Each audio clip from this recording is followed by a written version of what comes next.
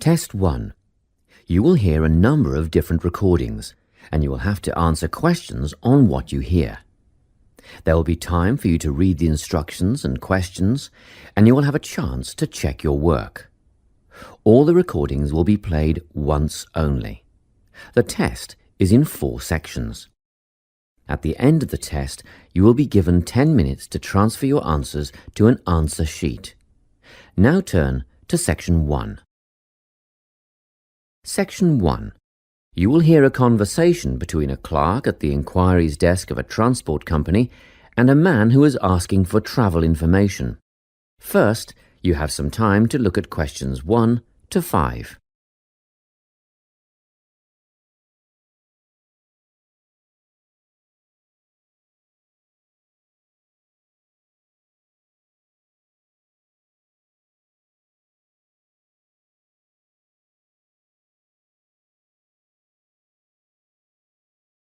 You will see that there is an example that has been done for you. On this occasion only, the conversation relating to this will be played first. Good morning, Travel Link. How can I help you? Good morning. I live in Bayswater and I'd like to get to Harbour City tomorrow before 11 a.m. Well, to get to Bayswater... No, I live in Bayswater. My destination is Harbour City. Oh, sorry, right. So that's Bayswater to Harbour City. Are you planning to travel by bus or train? The man wants to go to Harbour City, so Harbour City has been written in the space. Now we shall begin. You should answer the questions as you listen, because you will not hear the recording a second time. Listen carefully and answer questions 1 to 5. Good morning, Travel Link. How can I help you? Good morning. I live in Bayswater and I'd like to get to Harbour City tomorrow before 11 a.m. Well, to get to Bayswater... No, I live in Bayswater. My destination is Harbour City. Oh, sorry. Right, so that's Bayswater to Harbour City. Are you planning to travel by bus or train? I don't mind, really. Whichever option is faster, I suppose. Well, if you catch a railway express, that'll get you there in under an hour. Let's see. Yes, if you can make the 9:30 a.m. express, I'd recommend you do that. Great. Which station does that leave from? Helendale is the nearest train station to you. Did you say Helensvale? No, Helendale. That's Helendale. What's the best way to get to the Helendale station then? Well, hang on a minute while I look into that. Now, it seems to me that you have 2 options. Option 1 would be to take the 7:06 bus from the Bayswater Shopping Centre to Central Street. When you get there, you transfer to another bus which will take you to the station. Or the second option, if you don't mind walking a couple of kilometres, is to go directly to Central Street and get straight on the bus going to the train station. OK, which bus is that? The 792 will take you to the station. I guess the walk will be good for me, so that might be the better option. What time do I catch the 792? There are 2 buses that should get you to the station on time, one just before 9 o'clock and one just after. But look, at that time of the morning it might be better to take the earlier one, just in case there's a traffic jam or something. The 8:55 is probably safer than the 9:05. Yeah, I don't want to miss the train, so I'll be sure to get on the 5 to 9 bus. Before you hear the rest of the conversation, you have some time to look at questions 6 to 10.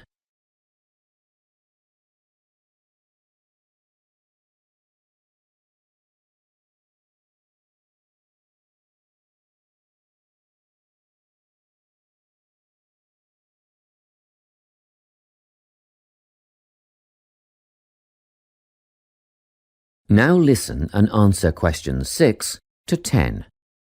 By the way, how much will I have to pay in fares? Well, you can get a ticket on the bus for $1.80 cash, and you'll need $10 each way for the train. Wait, do you have a Travel Link card? No, but I can get one before tomorrow. OK, well that'll make it considerably cheaper then. The bus will cost $1.50 each way, and the train will be... The train to Harbour City will... Still costs $10 because you'll be travelling during peak hours in the morning, so no savings there, I'm afraid. However, if you could come back at an off-peak time... What does that mean? Well, if you could start your return journey before 5 p.m. or later than 7:30 in the evening... Actually, I wasn't planning on coming back till at least 8 o'clock anyway. Oh, in that case, you can make quite a saving if you use your travel link card. You did say you were planning to purchase one, didn't you? Yes, I'll pick one up later today. Good. That would mean your return train journey would only cost you $7.15 with your card. Thank you. Is there anything else I can help you with? Actually, there is. Do you know if I can use the travel link card on ferries? If you're thinking of the Harbour City ferries that go back and forth between the North and South Bank, those are the commuter ferries, then yes. A one-way trip costs $4.50, but with your card you'd make a 20% saving and only pay $3.55. So $3.55 for the commuter ferry. What about the tour boats? You mean the tourist ferries that go upriver on sightseeing tours? No, they only take cash or credit card. They're not part of the Travel Link company. Oh, I see. I don't suppose you know the cost of a tour? In actual fact, I do, because I took a friend on the trip upriver just last week. We decided on the afternoon tour, and that was $35 each, but I understand that you can do the whole day for $65. Thank you. You've been a great help. My pleasure. Enjoy your day out. That is the end of section 1. You now have half a minute to check your answers.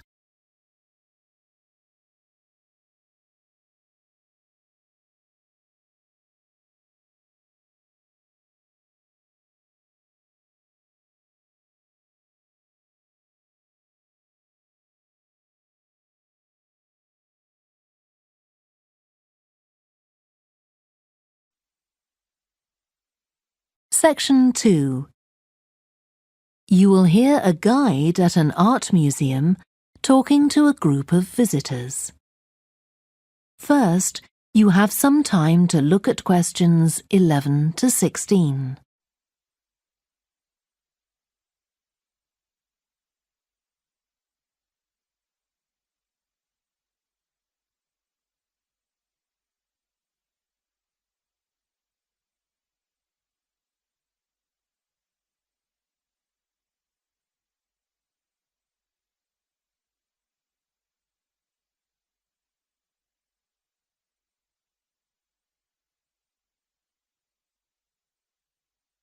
Now listen carefully and answer questions 11 to 16. Good morning and welcome to the museum, one with a remarkable range of exhibits which I'm sure you'll enjoy. My name's Greg and I'll tell you about the various collections as we go around. But before we go, let me just give you a taste of what we have here. Well, for one thing, we have a fine collection of 20th and 21st century paintings, many by very well-known artists. I'm sure you'll recognize several of the paintings. This is the gallery that attracts the largest number of visitors, so it's best to go in early in the day before the crowds arrive. Then there are the 19th century paintings. The museum was opened in the middle of that century, and several of the artists each donated one work to get the museum started, as it were. So they're of special interest to us. We feel closer to them than to other works. The Sculpture Gallery has a number of fine exhibits, but I'm afraid it's currently closed for refurbishment. You'll need to come back next year to see it properly, but a number of the sculptures have been moved to other parts of the museum. Around the World is a temporary exhibition. You've probably seen something about it on TV or in the newspapers. It's created a great deal of interest because it presents objects from every continent and many countries and provides information about their social context, why they were made, who for, and so on. Then there's the collection of coins. This is what you might call a focused specialist collection because all the coins come from this country and were produced between 2,000 and 1,000 years ago. And many of them were discovered by ordinary people digging their gardens and donated to the museum. All our porcelain and glass was left to the museum by its founder when he died in 1878, and in the terms of his will, we're not allowed to add anything to that collection. He believed it was perfect in itself, and we don't see any reason to disagree. Before you hear the rest of the talk, you have some time to look at questions 17 to 20.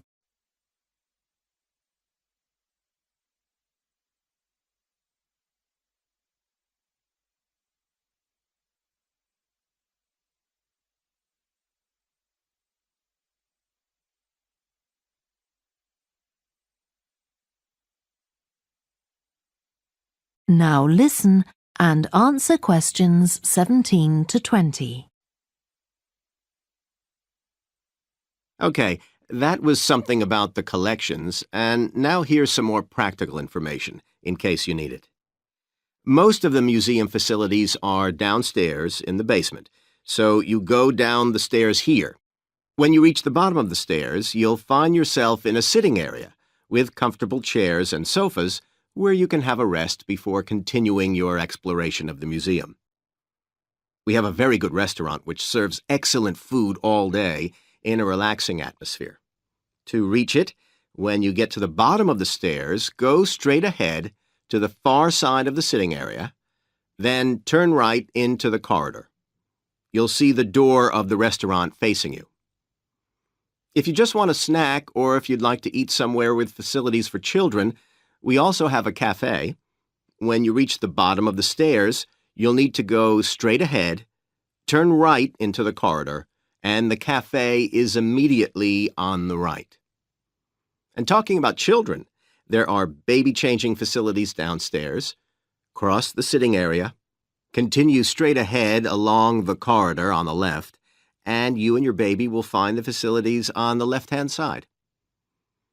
The cloakroom, where you should leave coats, umbrellas, and any large bags, is on the left-hand side of the sitting area. It's through the last door before you come to the corridor. There are toilets on every floor, but in the basement, they're the first rooms on the left when you get down there. Okay, now if you've got anything to leave in the cloakroom, please do that now, and then we'll start our tour. That is the end of section 2. You now have half a minute to check your answers.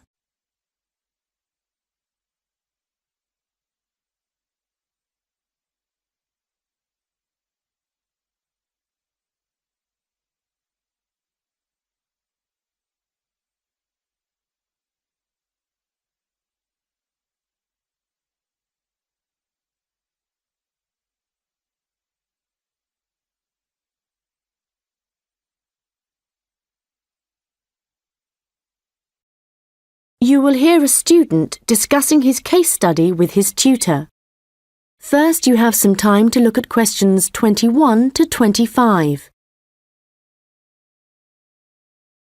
Well, James, I've had a look over your case study, and for a first draft, it looks promising. I have to be honest, when you told us we had to write about a furniture company, it didn't sound like the kind of thing that would interest me. But since then, I've changed my mind. Why's that? Well, as you know, Furniture Rossi is an Australian company, still comparatively small compared to some of the high street stores, but it's got plans to expand into foreign markets. So I chose it for that reason. It's going through a transition. It's a family-run business aiming to build a global brand. All right, and you've made that clear in your writing. One thing, though, that I think you've overlooked is why Luca Rossi started a furniture company here in Australia in the first place. Well, he'd just got an arts degree, hadn't he? And people were trying to talk him into an academic profession, but he wanted a practical job, something he thought would be more satisfying in the long run. His grandfather had been a craftsman, he'd made furniture in Italy, and he'd passed this skill on to Luca's father. And, well, Luca thought he'd like to continue the tradition. Yes, that was the motivation behind his decision. And what was it, do you think, that gave Furniture Rossi a competitive edge over other furniture companies? I wouldn't think it was price. It's always been at the higher end of the market. But according to my research, it was to do with the attitude of the employees. They were really focused on giving good customer service. Yes, Luca Rossi insisted on that. Their promotional campaigns also emphasised the fact that the wood only came from Australian forests. But that was the case with their rivals too, so it wouldn't have made them stand out. OK, we'll have a careful look at the content of your case study in a minute, but I just want to make a general comment first before you start writing your second draft. OK. Yes, what I'd like to see more of is your opinion. A bit more critical thinking rather than the bare facts. But it's good to see you've been careful with your referencing this time. Thanks. And I read and reread my work, so I'm pretty sure there aren't any errors with the language. Yes, it's fine. Oh, but there's one other thing I could probably mention at this point. Yes? Well, at the end of term, you'll also be giving a presentation, also on Furniture Rossi. Yes. I haven't given it much thought yet. Understandably, but while you're writing the case study, I'd recommend you think about what kind of information would be suitable to use in your presentation. Remember, the last time you gave a presentation on a company, you spent a considerable part of the time providing the audience with financial data. But they probably needed to hear more about company strategy. Yes. I did concentrate rather too much on the figures. I'll make sure there's a balance this time. Good. Now listen and answer questions 26 to 30. OK, so let's just think about the content of your case study, the history of Furniture Rossi. I see here in paragraph 4, you're talking about how Luca Rossi raised the capital for his new business venture. And then you're talking about the customer base growing much wider. But what was it that prompted this growth? Well, that was to do with the quality of the furniture products that the company was selling. People loved that it was all handmade and would last. And because demand from customers kept growing? Well, then Rossi needed to take on more craftsmen so they could make sure the orders were ready on time. And then he also had to set up 2 new warehouses to make distribution quicker. Yes, and from there, the company really grew. But think what happened next. They started looking at ways to increase their profits and called in a consultant. And what he saw immediately was that the infrastructure was completely outdated. They were paying 3 full-time admin staff just for data entry. So he recommended they upgrade their software programs, and that, in turn, cut operational costs and just speeded everything up. I'm surprised they didn't get onto that earlier.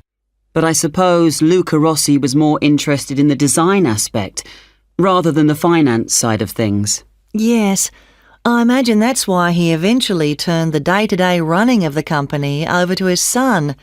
And in fact, it was the son, Marco, who persuaded his father to move on from traditional television advertising and go online instead.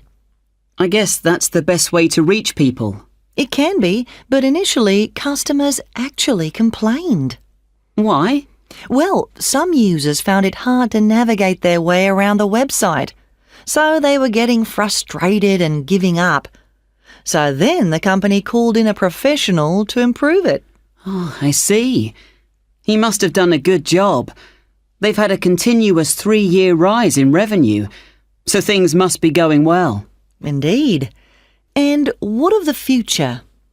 Well, I probably need to talk about this a bit more in the concluding paragraphs, don't I? Consumers are already aware of the quality of the furniture, that's for sure.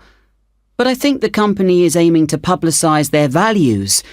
The fact that they have respect for beauty, durability and functionality and the environment. A lot of companies are already...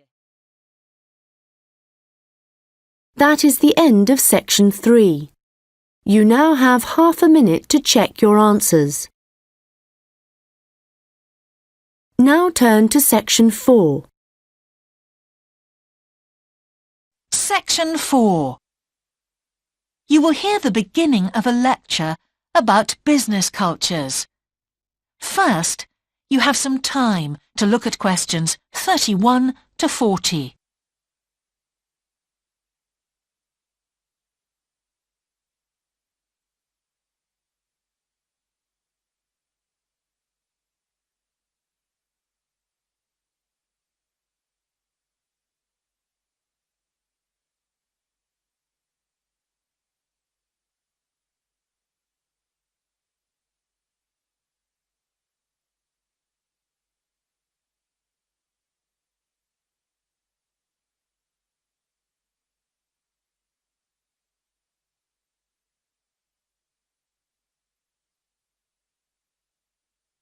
Now listen carefully and answer questions 31 to 40. Good morning, everyone. Now, whether you're going to university to study business or some other subject, many of you will eventually end up working for a company of some kind. Now, when you first start working somewhere, you will realize that the organization you've joined has certain characteristics. And we often refer to these social characteristics as the culture of the organization. This includes its unwritten ideas, beliefs, values, and things like that. One well-known writer has classified company cultures by identifying 4 major types. The first type is called the power culture, and it's usually found in small organizations. It's the type of culture that needs a central source of power to be effective. And because control is in the hands of just 1 or 2 people, there aren't many rules or procedures. Another characteristic is that communication usually takes the form of conversations rather than, say, formal meetings or written memos. Now, one of the benefits of this culture is that the organization has the ability to act quickly. So it responds well to threat or danger on the one hand, and opportunity on the other. But on the negative side, this type of organization doesn't always act effectively, because it depends too much on 1 or 2 people at the top, and when these people make poor decisions, there's no one else who can influence them. And the kind of person who does well in this type of business culture is one who is happy to take risks, and for whom job security is a low priority. The next type is known as role culture. That's R-O-L-E, not R-O-L-L, by the way. And this type is usually found in large companies, which have lots of different levels in them.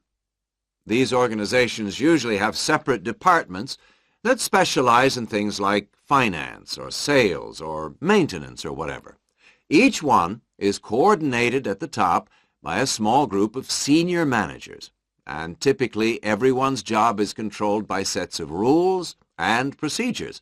For example, there are specific job descriptions, rules for discipline, and so on. What are the benefits of this kind of culture? Well, firstly, because it's found in large organizations, its fixed costs, or overheads as they're known, are low in relation to its output or what it produces. In other words, it can achieve economies of scale. And secondly, it is particularly successful in business markets where technical expertise is important. On the other hand, this culture is often very slow to recognize the need for change, and even slower to react. What kind of person does this type of culture suit? Well, it suits employees who value security and who don't particularly want to have responsibility.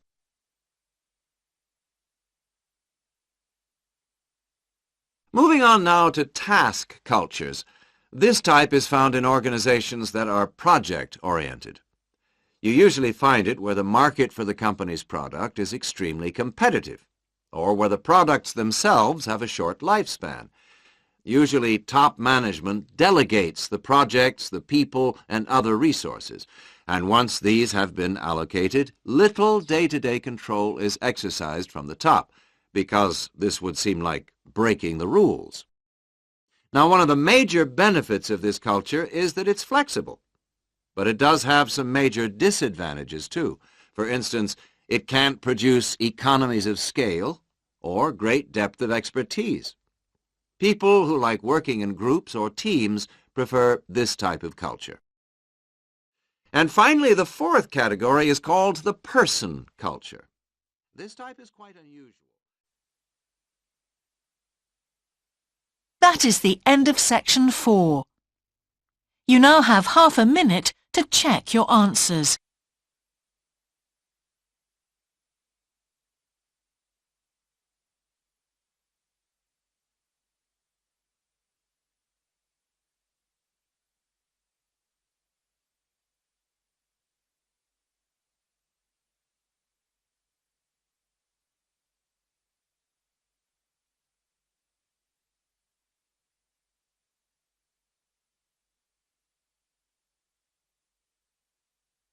That is the end of the listening test.